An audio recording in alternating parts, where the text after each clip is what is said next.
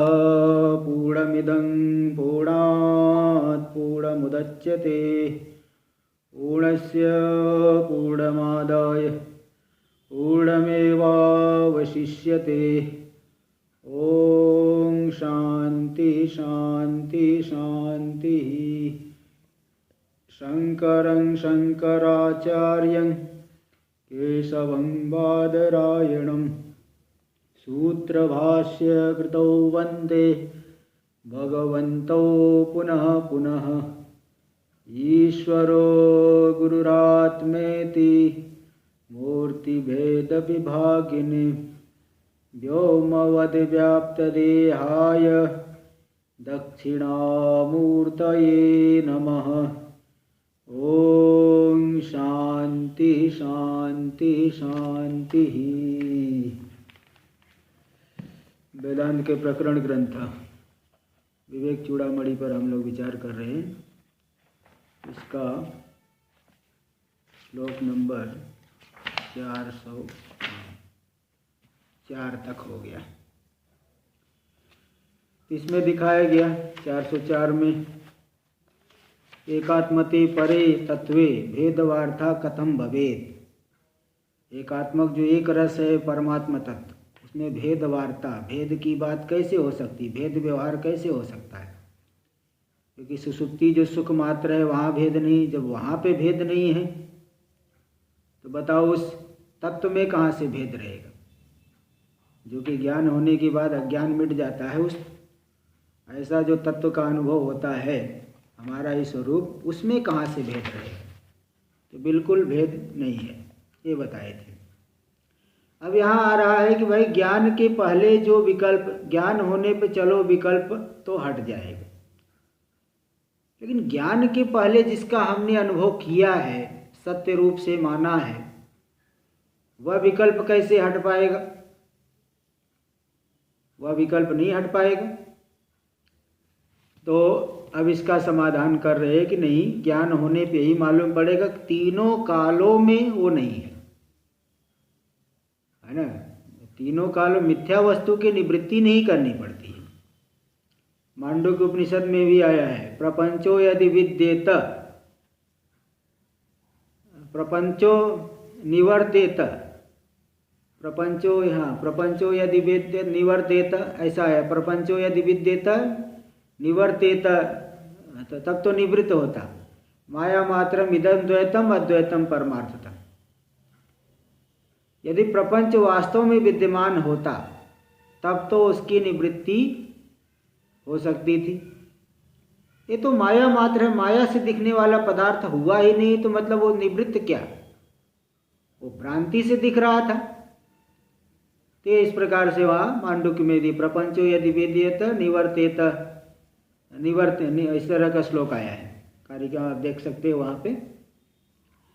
तो यहाँ देखिए इसी बात को दिखा रहे, श्लोक नंबर 405 नंबर का श्लोक हम लोग देखेंगे। महाराज जी, हाँ, तो मतलब ये श्लोक में और कारिका में हाँ, संसार की व्यावहारिक सत्ता को भी नहीं माना है क्या?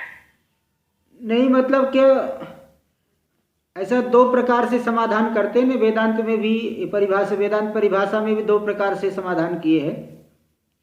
एक वो है, एक वादी मानते हैं कि दो ही सत्ता है, व्यवहार, पारमार्थिक सत्ता और प्रातिभाषिक सत्ता, और एक तीन सत्ता वाले मानते हैं। तो दो सत्ता वाले की वो बोले व्यवहार ये भी प्रातिभाषिक ही है, प्रतिभास काल में दिख रहा है। तो दो प्रकार का मत, हाँ, तो दो, हाँ, वो नहीं मानते। वो मतलब पारमार्थिक सत्ता और प्रातिभाषिक सत्ता, दो ही सत्ता मानते हैं। सत्ता द्वैविध्यवाद और सत्ता त्रैविध्यवाद। तो कौन सा सही है? अब दोनों प्रकार से समाधान होता है। अच्छा, ठीक है। ये वेदांत परिभाषा में दोनों बातें आई है। देखो, सत्ता द्वैविध्य और सत्ता त्रैविध्य, तीनों, दोनों बातें आप प्रत्यक्ष खंड में ही आपको मिल जाएगा। मतलब अधिकारी भेद से अलग अलग है। हाँ, अधिकारी भेद से मतलब जिसको जैसा, अब जिसकी ज्यादा सत्य तो बुद्धि है, तो व्यावहारिक सत्ता को लेकर के, तो इसलिए वहाँ प्रपंचो यदि विद्येत कल्पित, कल्पितो यदि प्रपंचो निवर्तेत कल्पितो यदि केनचित, ऐसा आया है। प्रपंच निवर्तेत कल्पितो यदि केनचित, जन्म माया मात्रम इदम द्वैतम जन्म मायोपमम, इस तरह का श्लोक है। तो प्रपंच यदि होता, निवृत्त होता, यदि कोई कल्पना की होती, ये तो माया मात्र जो है व्यवहार हो रहा है, माया से ही दिख रहा है। जैसे मायावी का जो है, मायावी ने कुछ दिखा दिया, अब उसको हटाने के लिए थोड़ी कुछ झाड़ू लगाना पड़ेगा, कुछ करना पड़ेगा, ऐसा वहां बताया है। बस यही बात देखो यहाँ भी दे रहे हैं। न यस्ति विश्वं परतत्वबोधात्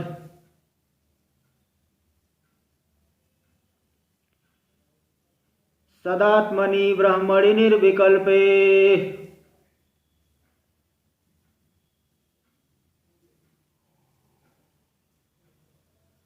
कालत्रयेनाप्यहिरीक्षितो गुणे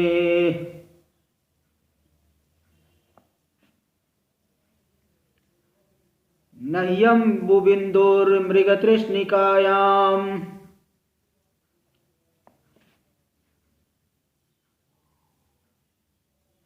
नह्यस्ति विश्वं परतत्वबोधात्। परमात्म तत्व के बोध से यही मालूम पड़ेगा कि विश्व है ही नहीं। कहाँ पे नहीं है? सदात्मनि ब्रह्मणि निर्विकल्पे, जो सद स्वरूप है, त्रिकाला बाध्य, सदा रहने वाला, ऐसा जो ब्रह्म निर्विकल्प, सभी विकल्पों से परे है, ऐसे निर्विकल्प तत्व में परमात्म तत्व के ज्ञान से विश्व है ही नहीं। जैसे स्वप्न से हम लोग जाग गए तो वहाँ का प्रपंच है ही नहीं, ऐसा मालूम था ही नहीं। इसमें उदाहरण दे, कालत्रय नाप्यहिरीक्षितो गुणे, तीनों कालों में गुण यानी रस्सी, यहाँ गुण शब्द का अर्थ रस्सी भी होता है। तीनों कालों में रज्जु में सर्प नहीं देखा गया, रज्जु में सर्प तीनों कालों में हो नहीं सकता। हाँ, भ्रांति से दिख रहा है तो चलो ठीक है, भ्रांति से तो क्या का क्या दिख जाता है, तो दिखने मात्र से कैसे मान लोगे आप? आप कहो मैं व्यवहार कर रहा हूँ, अरे व्यवहार तो जो है, किसी घर में भूत नहीं है तो भी भूत मान के व्यवहार करते रहते, डरते रहते, कहीं कुछ नहीं है तो भी ऐसा मान लेने से कुछ नहीं हो जाता। किसी वृक्ष में भूत नहीं तो भी प्रसिद्धि रहती, यहाँ भूत है, भूत है, पिशाच है। लेकिन कोई आदमी जो है, कोई साधु महात्मा पुरुष उसी वृक्ष के नीचे कई दिन गुजार देते हैं, बिताते हैं, कुछ नहीं होता है। तो इसलिए तीनों कालों में रस्सी में सर्प नहीं देखा गया है, कालत्रय में और तीनों कालों में उसका अभाव। नई अम्बु बिंदुर मृग तृष्णिकाया, मृग को वो दिखने वाला, मृग तृष्णा से उसको तृष्णा लगी है, वो भ्रांति से सूर्य की किरणों में जल देख करके वहाँ भागता है, लेकिन वहाँ जल की एक बिंदु भी नहीं है। तो दिख तो रहा है, बताओ व्यवहार मृग, हम लोगों को तो थोड़ा सुख दुख हो रहा है, बताओ प्यास से जो है इतना भटक रहा है और मर गया जो है, तो दिखने से ही तो मरा, लेकिन था नहीं, लेकिन दिखा, तो दिखने से मरा। अब बताओ वो सत्य था क्या? सत्य देख के मरा क्या? बिल्कुल जो है मिथ्या वस्तु को समझ करके, मिथ्या वस्तु को सत्य मान करके भटक रहा था, तो वहाँ पे दौड़ते दौड़ते उसके प्राण चले गए।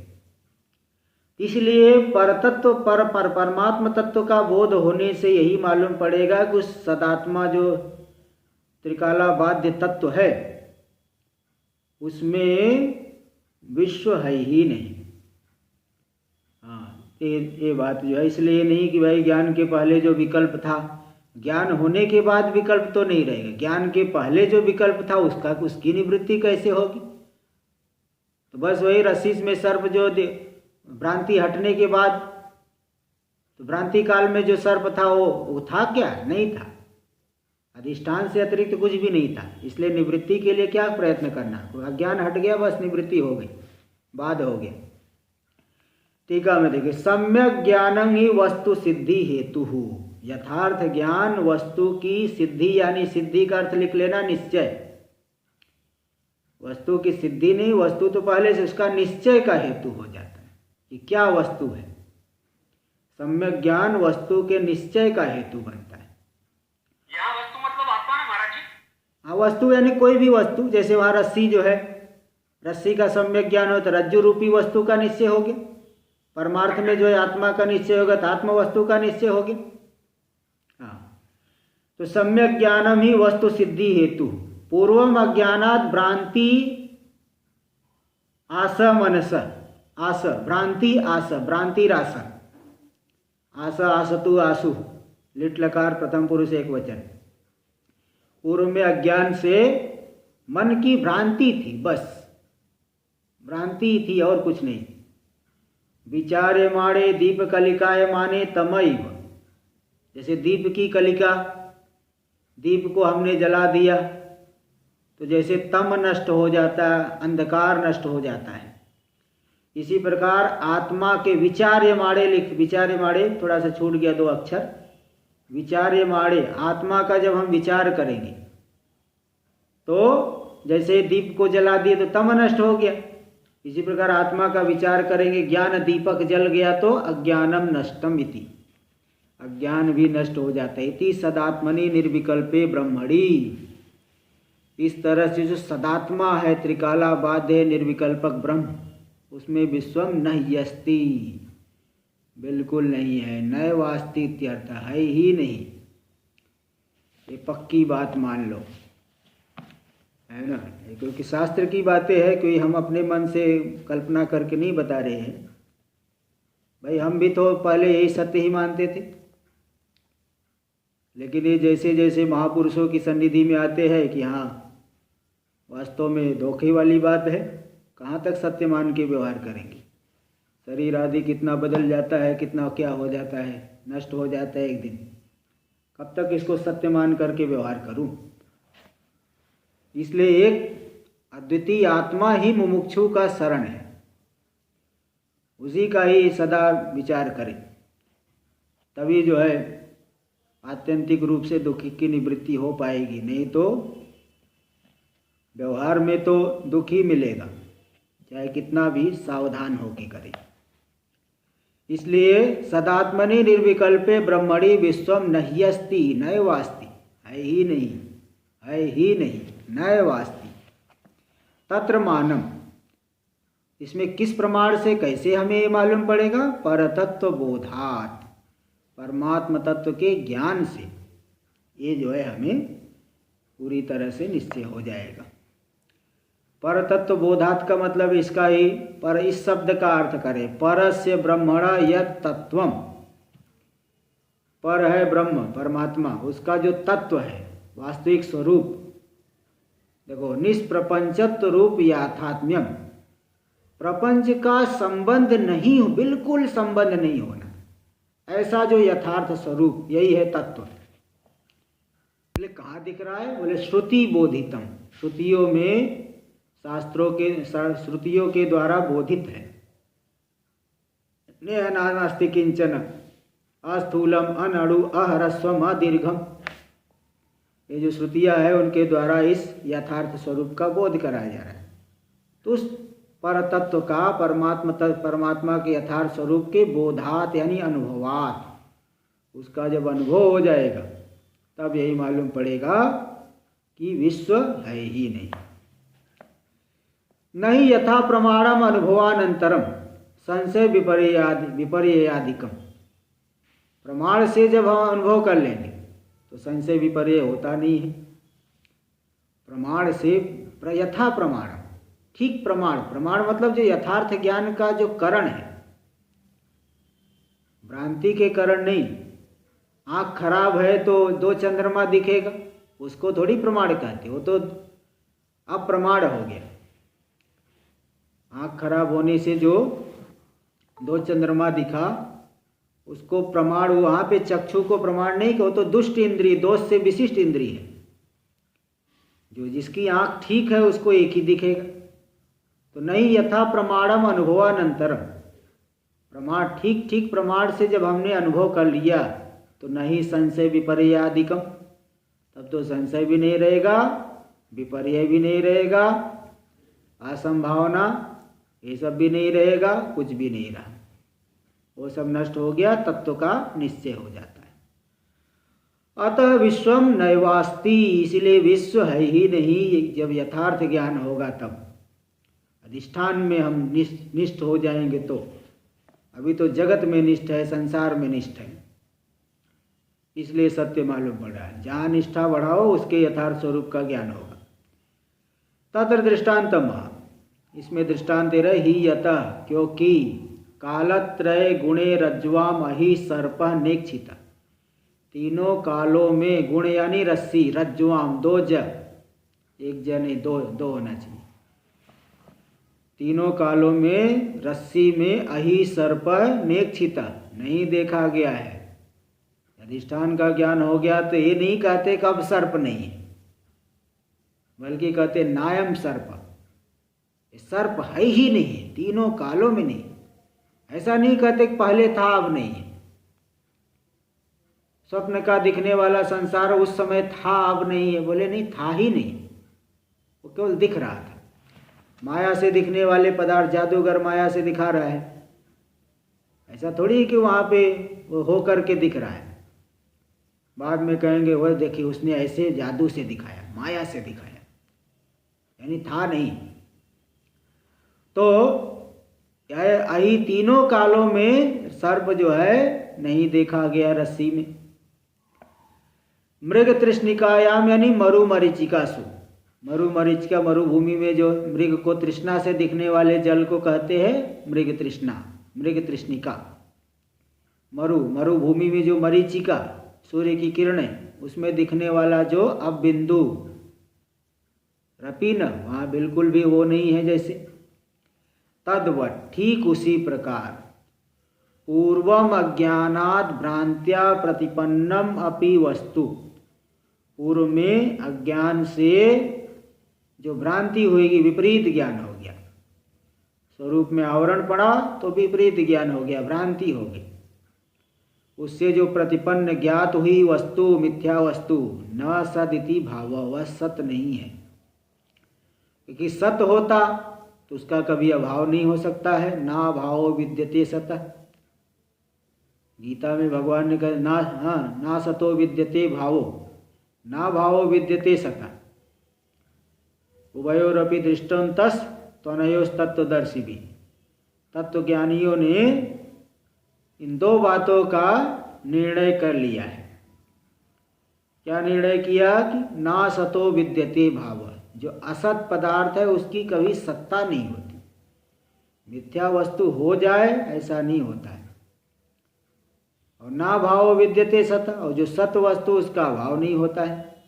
इति गीतोक्ते है, इस तरह से गीता में कहा गया है। विद्वद अनुभवाच्य, और विद्वानों का अनुभव भी है। सुक्तिका ही रजतवद अवभासते, जो सुक्तिका है, सीपी बोलते हैं, रजत के जैसी दिखती है, वहां हो नहीं जाता। एकस चंद्र सद्वितीवत, एक ही चंद्र है और द्वितीय से विशिष्ट दिखता है, दो दिखता है। इत्यादि लौकिकानुभवात, इत्यादि लौकिक अनुभव से भी आरोपित मिथ्यात्वे न विसंवादः, आरोपित वस्तु के मिथ्या होने में कोई विवाद है ही नहीं। सभी लोग एक स्वर से मानते हैं कि आरोपित जो भ्रांति से दिखने वाली वस्तु मिथ्या है। तो भाई ये विवेकी लोग, महापुरुष लोग, शास्त्र ये सब बता रहे, गीता भगवान के वाक्य ये भी बता रहे अनुभव करके कि यहाँ पे संसार नहीं है, तो उसमें क्यों विवाद करना। अतः श्रुतिरपि, श्रुति भी कहती यत्र ही द्वैतमिव भवत्, जिस अज्ञान दशा में द्वैत जैसा होता है, मतलब द्वैत वास्तव में नहीं, द्वैत जैसा दिखता है। रस्सी जो है सर्प जैसी दिखती है, होती नहीं। जिस काल में द्वैतमियो भवत इत्यादितरा इतरम पश्यत, तो अपने आप को इतर, मैं वो अलग है, वो मेरा शत्रु है, ये मेरा मित्र है, भेद दर्शन करके मैं उससे भिन्न हूँ, यह मेरे से भिन्न है। इतर हो करके, भिन्न हो करके अपने से भिन्न वस्तुओं को देखेगा। और फिर जरा सा भी भेद दर्शन किया तो कुछ न कुछ उदरम अल्पम अंतरम कुरुते अथ तस्य भयम भवत, थोड़ा सा भी भेद दर्शन किया तो कुछ न कुछ भय जरूर हो जाएगा। मृत्यो स मृत्यु आपनोति यह नान्यो पश्यति। मृत्यु से मृत्यु को प्राप्त करेगा, मरेगा फिर पैदा होगा फिर मृत्यु को प्राप्त कर, ऐसे ही जन्म मरण के चक्कर में जाएगा। जो नाना दर्शन कर रहा है, नाना के समान देख, भेद के समान देख रहा है। इति वकारानुबंधेन, तो श्रुति में द्वैतमिव नाना इव, यानी द्वैत नहीं है, द्वैत जैसा, नाना नहीं है, भिन्न भिन्न नहीं है, लेकिन नाना जैसा दिखता है। इवकार अनुबंधन, इव शब्द को जोड़ करके श्रुति जो है यही इशारा कर रही, सूचित कर रही कि द्वैतस्य मिथ्यात्वम सूचयति, द्वैत मिथ्या है, द्वैत में मिथ्यात्व है, और मिथ्या ऐसी सूचना दे रही श्रुति। इसलिए ऐसा नहीं समझना ज्ञान के पहले जो विकल्प था वो कैसे हटेगा। अरे तीनों कालों में वस्तु नहीं तो क्यों जो है चिंता कर रहे हो, है ना। ज्ञान, प्रयत्न करिए ज्ञान के लिए, सिद्धांत को समझ करके ज्ञान के लिए प्रयत्न जो है जी जोर लगा करके करना चाहिए पूरी तरह से। भाई जो है, जो जिस मार्ग में है लक्ष्य की प्राप्ति के लिए पूरा जोर लगाता है, तो जो मुमुक्षु है, मुमुक्षु होते भी तो लाखों में से एक ही, हजारों लाखों में से एक रहते हैं। वेदांत का श्रवण कितने लोग करते हैं, इसलिए अपना जोर लगा के करना चाहिए। तद विषय स्फुटार्थाम श्रुतिमा, द्वैत मिथ्या है उस विषय में, द्वैत के मिथ्यात्व के विषय में एकदम स्पष्ट अर्थ वाली जो है श्रुति को भगवान भाष्यकार अर्थतः पढ़ रहे हैं। अच्छा नहीं, यहाँ सीधे सीधे वही पढ़ रहे हैं। हाँ, श्रुति को जो है अर्थ, माया मात्रम इदम द्वैतम अद्वैतम परमार्थतः। हाँ चलिए श्लोक नंबर 406 देखिए। माया मात्रम इदं द्वैतम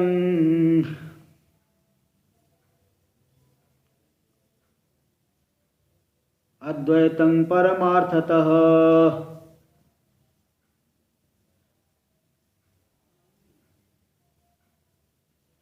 इति ब्रूते श्रुति साक्षात्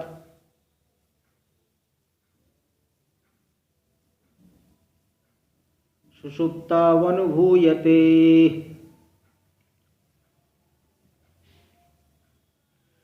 माया मात्रम इदं द्वैतम अद्वैतम परमार्थतः। यद्यपि मांडुक्य उपनिषद की कारिका है और कहीं श्रुति भी होगी, और दूसरी बात, कभी कभी मांडुक्य उपनिषद की कारिका को भी श्रुति शब्द से कहा जाता है ना, उसको भी श्रुति शब्द से कई जगह कहा गया है। क्यों कहा गया है वो बताएंगे, जो है अभी ध्यान नहीं आ रहा है, वो लिख के रखा हूँ मैं, वो अभी ध्यान नहीं आ रहा है इस समय। तो ये कहीं श्रुति है, इसको मैं बता दूंगा, कल बताता हूँ। तो माया मात्रम इदम द्वैतम अद्वैतम परमार्थतः, ये जो पूरा का पूरा द्वैत है माया मात्र है ना, माया से ही दिख रहा है इसलिए माया मात्र हो गया। अद्वैतम परमार्थतः, लेकिन परमार्थ में तो अद्वैत ही है। इति ब्रूते श्रुति साक्षात, इस बात को श्रुति जो है साक्षात बताती है। साक्षात यानी वाच्य वृत्ति से, शक्ति वृत्ति से। देखिए परमात्मा को भी श्रुति बताती है, लेकिन परमात्मा में शब्द की जो है शक्ति वृत्ति से गति नहीं है। शब्द जो है उसका प्रकाशन करे, ऐसी बात नहीं, तो लक्षणावृत्ति से बताती है। और ये जो साक्षात मतलब शक्ति वृत्ति से, जैसे हम कहते घट, तो आपको मालूम पड़ जाए घट का मतलब वो जो गोल मटोल है।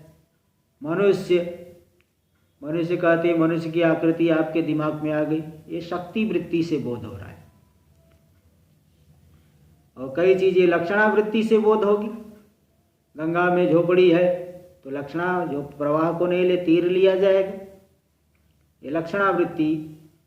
और साक्षात मतलब शक्ति वृत्ति, वाच्य वृत्ति। तो शक्ति वृत्ति से साक्षात कहती है। देखिए पूरा का पूरा जगत द्वैत जो है माया मात्र है, क्योंकि माया से प्रतीत हो रहा है। और सुषुप्ति में भी देख लिया अनुभव हो रहा है ही नहीं कोई जगत। देखिए यहाँ टीका में, माया मीयते प्रतीयते इति माया मात्रम, माया के द्वारा जिसकी प्रतीति होती है उसे माया मात्र कहा जाता है। इदम दृश्यम द्वैतम भेद, ये जो द्वैत है, दृश्य है, भेद है, माया से ही प्रतीत हो रहा है, इसलिए माया मात्र है। और परमार्थ में क्या है? परमार्थतः सत्यभूतम अद्वैतम, परमार्थ में तो सत्यभूत अद्वैत है, अद्वैत है, भेद से रहित अद्वैत है। इति ब्रूते, अद्वैतम सत्यभूतम अद्वैत निर्भेदम ब्रह्म, भेद से रहित ब्रह्म है परमार्थ में। ऐसा कौन कह रहे हो? श्रुति। इति साक्षात, साक्षात मतलब वाच्य वृत्तियाँ, वाच्य वृत्ति मतलब शक्ति वृत्ति के द्वारा, शक्ति वृत्तियाँ, लक्षणावृत्ति से नहीं, शक्ति वृत्ति। हाँ बोलिए संसन वाले। ये श्रुति साक्षात सुषुप्ता भूते का व्याख्या मतलब है। हाँ देखिए, इति ब्रूते श्रुति साक्षात, वह पूरे एक वाक्य हो गया। श्रुति साक्षात, हाँ श्रुति साक्षात ब्रूते। देखो श्रुति जो है ये बताती है, क्या बताती है? साक्षात बताती है, शक्ति वृत्ति से बताती है। क्या बताती है? ऊपर की पंक्ति में कि पूरा का पूरा द्वैत माया के द्वारा प्रतीत हो रहा है, परमार्थ में अद्वैत है, ऐसा श्रुति बताती है। और हम लोगों को भी साक्षात अनुभव में होता है सुषुप्ति में। ये दूसरी पंक्ति हो गई, दो वाक्य हो गए। हाँ तो स्वतः का अनुभव। हाँ देखिए आगे स्वयं दे रहे, इति साक्षात वाच्य वृत्तिया श्रुतिर्ब्रूते, साक्षात यानी शक्ति वृत्ति श्रुति कहती है। और सर्वैरपि साक्षात सुषुप्तो अनुभूयते, और सभी के द्वारा साक्षात देखो सुषुप्ति में अनुभव होता है। कुछ तो नहीं दिखता वहाँ पे, गहरी निद्रा में चले गए, कुछ नहीं मालूम पड़ता, तो स्वयं अनुभव आ रहा है कि देखो वहाँ है ही नहीं। सत्य होता, परमार्थ होता तो वहाँ भी होना था। अतः नात्र विवादावसर इति भाव है। बोले इसलिए विवाद के लिए, इस विषय में तो विवाद के लिए कोई जगह ही नहीं। कोई नया आदमी हो विवाद करे बात अलग है, जो इतने लंबे समय से श्रवण कर रहा है तो क्यों विवाद करेगा। इसलिए इस विषय में विवाद के लिए कोई अवसर नहीं। अनुभवस्य अपौरुषेयतया, अनुभव जो है अपौरुषेय है, वहाँ पुरुष की कोई प्रमाण से थोड़ी देख रहा है। और निर्दोष श्रुत्यानुसारित्वात्, निर्दोष की श्रुति का, श्रुति अपौरुषेय है, उस श्रुति का अनुसरण करने वाला अनुभव है, ये भी अपौरुषेय होगी। इसलिए यह अनुभव गलत नहीं है, बिल्कुल सत्य अनुभव, ठीक अनुभव, सही अनुभव किया है कि वहाँ पे कोई जगत नहीं है। तो जब सुसुप्ति में नहीं, हाँ बोलिए। मैं भी पूरा पक्षी होता हूँ, आपको पूछता हूँ। हाँ कि सुषुप्ति में हाँ कुछ मैं होश में नहीं रहता हूँ, हाँ ठीक है? इसके लिए मुझे वास्तमान नहीं है जगत, हाँ हाँ। पर जगत तो है ना, तो उसका क्या प्रभाव है? नहीं नहीं, आपके लिए तो पूरा जगत नहीं है ना, मेरे लिए उस समय नहीं है। आपके लिए नहीं है ना, तो दूसरा व्यक्ति भी सोएगा उसके लिए भी नहीं है। हाँ जो जो सुसुप्ति में जाएगा उसको नहीं दिखेगा। हाँ, तो होता तो तीनों कालों में दिखना चाहिए ना। एक बार क्योंकि मैं सो गया उसके लिए मुझे भान नहीं है उसका। हाँ हाँ, तो भाई भान तो अगर सत्य होता तीनों कालों में भान होना चाहिए ना। सत्य का लक्षण ही है ना त्रिकाला बाध्यत्व। समझे? तो वहाँ अगर सत्य होता तो तीनों काल, तीन काल, वर्तमान भूत भविष्य जागृत स्वप्न सुसुप्ति, तीनों कालों में होना चाहिए। और तत्व तो तीनों कालों में है। आप ये तो नहीं कह सकते कि मैं सुसुप्ति में नहीं था। बरोबर। आप ये कह सकते हो कि मैं सुसुप्ति में नहीं था, आप तो थे, जगत के चले गया। अगर आपके समान ही जगत सत्य होता तो जैसे आप थे वैसे जगत भी होता। अब समझे? हाँ, तो इसलिए जो ऐसा नहीं कह सकते। चलिए अब देखिए यहाँ पे फिर वही शंका यहाँ भी करे कि त्रैकालिक अभाव कैसे होगा, तीनों कालों में कैसे अभाव मान ले। सभी को तो अनुभव दे हो रहा है कि भाई अभी तो है वर्तमान काल में।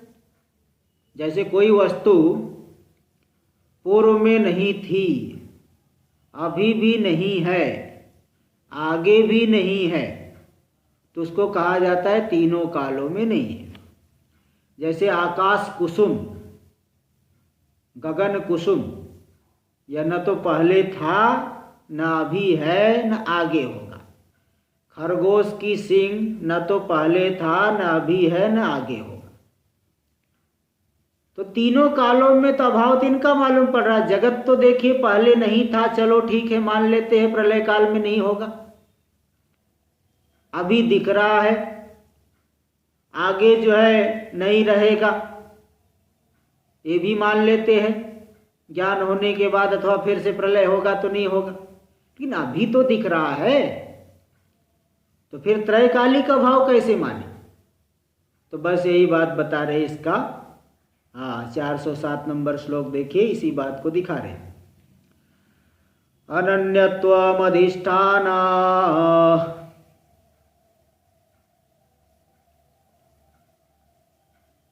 दारोप्यस्य निरीक्षितम्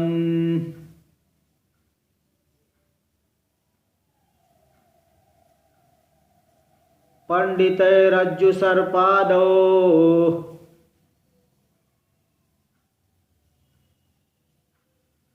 विकल्पो भ्रांति जीवनः।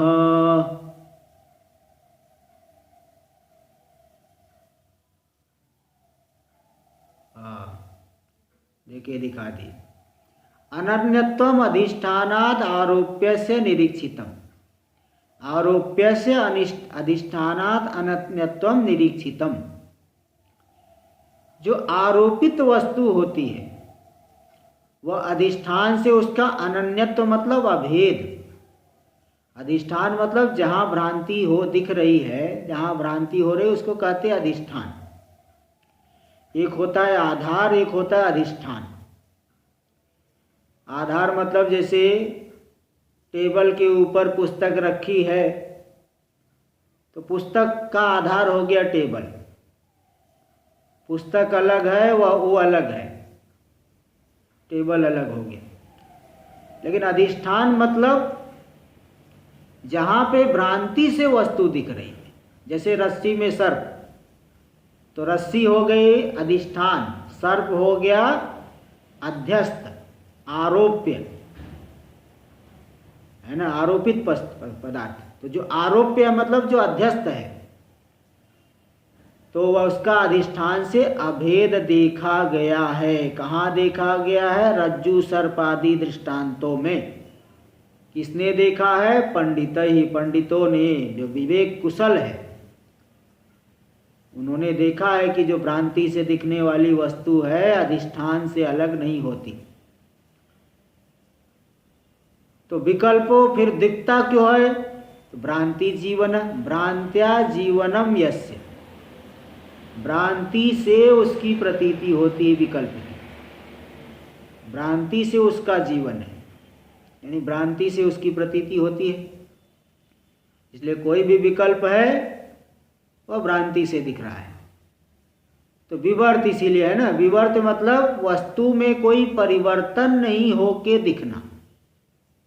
तो ये जगत भी सच्चिदानंद रूपी अधिष्ठान में परिवर्तन नहीं होके जगत दिख रहा है, इसलिए इसको मिथ्या कहा जाता है।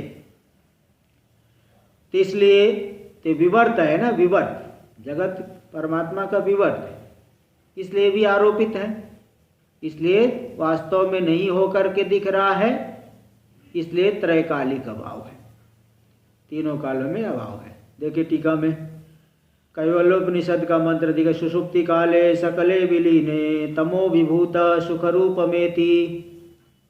सुषुप्ति काल में संपूर्ण प्रपंच के विलीन हो जाने पर तम से अभिभूत होकर के, अज्ञान से अभिभूत होकर के सुख रूपमेति, सुख रूपता का अनुभव करता है।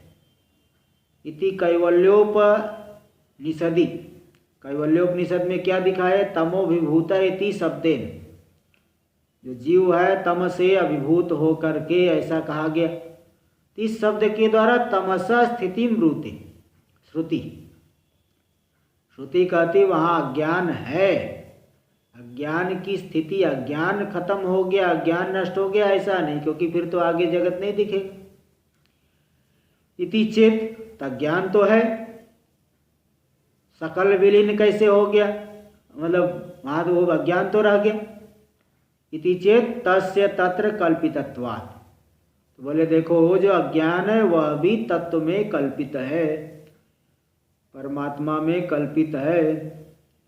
अज्ञान कैसे कल्पित है? क्योंकि समाधौ असत्वाच्य, समाधि दशा में जब समाहित हो गया, आत्मा का दृढ़ निश्चय हो गया, उस समाधि दशा में तो अज्ञान नहीं है, इसलिए अज्ञान भी मिथ्या है। समाधाव असत्वाच्य अवस्तुत्वम, वह ज्ञान अवस्तु है, मिथ्या है। इत्या इसीलिए कह दिए कुल मिलाकर के आरोप्य से अधिष्ठानाद अनन्यत्वम। आरोपित वस्तु मिथ्या वस्तु अधिष्ठान से भिन्न नहीं होती। व्यतिरेकेण अभाव, अधिष्ठान को छोड़ करके उसका अभाव कहीं नहीं दिखा पाएंगे। इस बात को रज्जु सर्प आदि दृष्टांतों में पंडितैः निरीक्षितम, पंडितों ने देखा, विवेकी पुरुषों ने देखा है। फिर विकल्प क्यों दिखता है वहां? सर्प आदि विकल्प क्यों दिखता है? भेदग्रस्तु, भेद का ग्रह कैसे होता है? भ्रांति जीवन, भ्रांति से वो दिखाई पड़ता है, जीवित हो जाता है। भ्रांत्या जीवति इति भ्रांति जीवन, मतलब भ्रांति मूलक। जो भेद का ज्ञान होता है, सर्प आदि भिन्न भिन्न करके दिखता है, वो भ्रांति मूलक है। भ्रांत्या भावे भेद नैव प्रतीयते, भ्रांति पूरी तरह से मिट जाए तो भेद बिल्कुल प्रतीत नहीं होगा। क्यों? थोड़ा दिखेगा, बाधित प्रतीति होगी। इसलिए भेद विषयक सम्यक ज्ञानाभावात्, भेद विषयक सम्यक ज्ञान नहीं होने से भेद नहीं दिखाई पड़ेगा जब भ्रांति हट जाएगी तो। इसलिए त्रैकालिक अभाव, तीनों कालों में अभाव आरोपित वस्तु का मानना पड़ेगा। ये बिल्कुल अच्छी तरह से प्रतिपादन कर दिए। तो भ्रांति का चलो ठीक है, भ्रांति हट जाएगी तो नहीं दिखेगा, भेद का सम्यक ज्ञान नहीं होगा। तो भ्रांति हटे कैसे? तब देखिए बता रहे, भ्रांति निराशोपाय माह, भ्रांति के निराश का उपाय दिखा रहे चित्तेति। हाँ देखो दे रहे 4 श्लोक नंबर 408। चित्तमूलो विकल्पोऽयं, चित्तमूलो विकल्पोऽयं,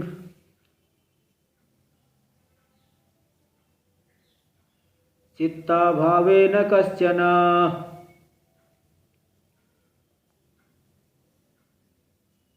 अतश्चित्तं समाधेहि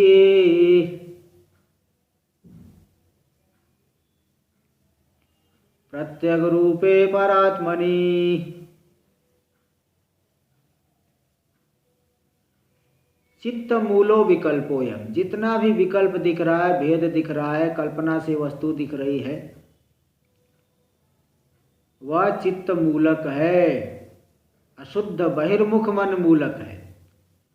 अज्ञान तो जारी निद्रा में भी है, वहां नहीं दिखता है। अज्ञान ही मन रूप से प्रकट हो जाता है, मन के माध्यम से संसार को बढ़ाता है। ये चित्त मूलक विकल्प है। इसलिए चित्ता भावे, चित्त का अभाव कर दो, समाहित कर दो, तो न कश्चन, कोई विकल्प नहीं दिखेगा, कोई भेद नहीं दिखेगा। अतः चित्तम समाधे, इसलिए चित्र को ही समाहित करो। कहाँ पे करे? प्रत्यग रूपे परात्मनि, जो प्रत्यग है, सर्वांतर है, परमात्मा जो स्वरूप भूत है, हमारा ही स्वरूप है, उस परमात्मा में चित्त को समाहित करो। क्योंकि मुमुक्षु हो, इसके लिए यही कर्तव्य है। संसार की तरफ भागने वाले लोग भले न करें, मुमुक्षु को तो करना ही पड़ेगा। भेड़ चाल से दूर नहीं हटेगा तो फिर क्या, कहाँ आगे नहीं बढ़ पाएगा। उदाहरण देते हैं, जैसे किसी नौका में विहार कर रहे हैं, नाव में बैठ करके विहार कर रहे, नौका विहार कर रहे हैं। पता चला उसी समय डैम जो है, बांध टूट गया, बहुत जोर से जो है, बहुत जल भर गया, बाढ़ आ गई तुरंत। तब ये व्यक्ति नहीं देखता बगल में कौन क्या कर रहा है, वो अपनी जान बचाने के लिए कोशिश करेगा। तो ये नहीं देखेगा बगल में कौन चल रहा है, कौन डूब रहा है, कौन नहीं डूब रहा है। उस समय तो जान बचाने की अपनी जो है जान बचाने की चेष्टा करेगा। ऐसे ही दूसरा उदाहरण दिया जाए, अब कि कोई बहुत बड़ा घर है, बहुत बड़ा हॉल है, उसमें आग लग गई, तो ये थोड़ी देखता है आदमी की बगल वाला के बच रहा है कि नहीं बच रहा है, जल्दी से जो है बाहर निकलना चाहेगा, खुद बचना चाहेगा। ऐसे ही जब आप मुमुक्षु है, मुक्ति की इच्छा है, तो भले जगत भेड़ चाल में चल रही है, लेकिन उसको छोड़ के हमको चित्त को समाहित करना पड़ेगा प्रत्येक रूप परमात्मा में। तो समाहित कर देंगे तो चित्त जब समाहित हो गया, चित्त का अभाव, समाहित चित्त तो अचित्त हो गया, इसलिए चित्त मूलक विकल्प भी मिट गया। देखो अयम विकल्प चित्त मूलक है, चित्तम यानी बहिर्मुखं मनः मूलम यस्य, जिसका मूल है, जिस भेद ज्ञान का मूल है, द्वैत का मूल है, स चित्त मूलः, चित्त मूलक हो गया। और चित्ता भावे, चित्त नहीं रहा तो जैसे सुसुप्ति में भी देख लो, सुसुप्तो न कश्चन, सुसुप्ति में भी जगत नहीं दिखता। अतः स्वरूप सती अविद्यापि, अविद्या स्वरूपतः विद्यमान होने पर भी जब चित्त नहीं है गहरी निद्रा में, तो अविचित्ता भावे न स्वकार्य समर्था, स्वकार्य करने में वह समर्थ नहीं है। जैसे कोई पंगु व्यक्ति है, वो कहीं जाने में समर्थ नहीं होता, उसको कोई ले जाए तो भले जाएगा। ऐसे अविद्या भी समझ लो मन के अभाव में, चित्त के अभाव में पंगु के समान है, कहीं जा नहीं सकती, कुछ कर नहीं सकती। तो सा जागृत स्वप्नयो चित्तात्मना परिणम माना, वही अविद्या जागृत स्वप्न में चित्त रूप से परिणत हो जाती है। चित्त है अविद्या में, सुसुप्ति में लीन हो गया है, संस्कार रूप से है, वही अभिव्यक्त हो जाती है अविद्या चित्त रूप से। तो चित्त रूप से परिणत होकर के विश्वम जनयति, पूरे विश्व को उत्पन्न कर देती है, पूरा विश्व जो है प्रतीत होता है। अतः चित्तं प्रत्येक रूपे, इसीलिए चित्त को प्रत्येक रूप में, जो सर्वांतर है, हमारी आत्मा है, हमारा स्वरूप, तव स्वरूप भूते, तुम्हारा जो स्वरूप भूत है परमात्मा, उसमें समाधेहि मतलब संस्थापय, संस्थापित कर दो, अच्छी तरह से स्थापित कर दो, इस तरह से स्थापित कर दो कि फिर हिले न, अच्छी तरह से, इसीलिए समाहित हो जाओ। तो इससे क्या लाभ मिलेगा? तेन अविद्या साकम सर्वेषां विकल्पानां बाधा एव, अविद्या के सहित संपूर्ण विकल्पों का बाध मतलब अभाव निश्चय, मिथ्यात्व निश्चय। मिथ्यात्व निश्चय से रस्सी को उठा के देख लिए तो सर्प के मिथ्यात्व का निश्चय हो गया, फिर दोबारा वहाँ पे भ्रांति नहीं होती है। इसी प्रकार अविद्या के सहित संपूर्ण जितने भी भेद ज्ञान हो रहे, द्वैत ज्ञान हो रहे, सबका बाध हो जाए। नहीं तो गहरी निद्रा में तो कितना भी जाओ, वहाँ पे मन लीन हुआ, बाध नहीं हुआ, बाधित नहीं हुआ है, संस्कार रूप से रह गया, कारण रूप से रह गया। इसलिए समाधि लगाने की आवश्यकता है, समाहित होना है। और वेदांत की समाधि क्या है? ये जो निश्चय, हम आत्मा साक्षी केवल चिन्मात्र स्वरूपम ना ज्ञानम नापि तत्कार्यम किंतु नित्य शुद्ध बुद्ध मुक्त सत्य स्वभावम परमानंदा द्वयम प्रत्येक भूत चैतन्यम ब्रह्मैव अहम अस्मि इति अभेदेन अवस्थानम समाधि। वेदांत की समाधि ये है, मैं आत्मा हूँ, नित्य शुद्ध बुद्ध मुक्त हूँ, न तो अज्ञान नहीं अज्ञान का कार्य, किंतु पर ब्रह्म रूप हूँ। इस तरह से जो दृढ़ निश्चय हो जाना, यही वेदांत की समाधि है। इसलिए मैं वह पर तत्वमसि हम ब्रह्मास्मि अयम आत्मा ब्रह्म इत्यादि श्रुतियाँ इसमें प्रमाण है। इसलिए उस प्रत्येक रूप जो सर्वांतर हमारी आत्मा है, हमारा स्वरूपभूत है, उसी में चित्त को समाहित कर दो तो भ्रांति का निराश हो जाएगा और चित्तमूलक विकल्प मिट जाएगा। आगे का विचार हम लोग कल करेंगे। ओम पूर्णमदः पूर्णमिदं पूर्णात् पूर्णमुदच्यते पूर्णस्य पूर्णमादाय पूर्णमेवावशिष्यते। ओम शांति शांति शांति। शंकरं शंकराचार्यं केशवं बादरायणं सूत्रभाष्य कृतौ वन्दे भगवन्तौ पुनः पुनः। ईश्वरो गुरुरात्मेति मूर्तिभेदविभागिने व्योमवद्व्याप्तदेहाय दक्षिणामूर्तये नमः। ओम शांति शांति शांति।